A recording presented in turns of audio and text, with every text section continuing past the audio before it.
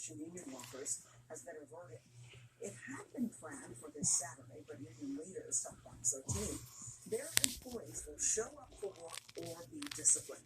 Fox 13's Greg Coy is live with this story tonight, and Greg was able to discover that there is some unrest among members of this historic union. Greg?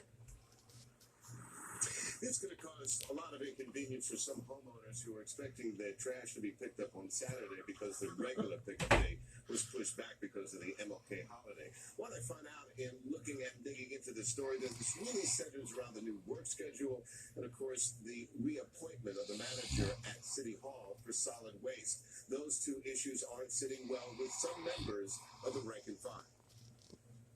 What will happen Saturday? On Saturday, our guys and ladies that work for the solid waste division will show up in the room. Sanitation Union leader Gil Tyree assuring me there will be no unauthorized sanitation strike on Saturday by some upset union members. Will there be a strike? There will not.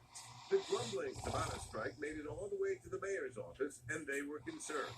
This is a copy of a letter, Ask Me 1733, sent to Mayor Jim Strickland, in which the union president writes, some employees are attempting to organize a work stoppage Saturday, January 25th. I assure you that the leadership of 1733 does not support any action that violates the city ordinance or memorandum of understanding. People will show up. People will show up to work.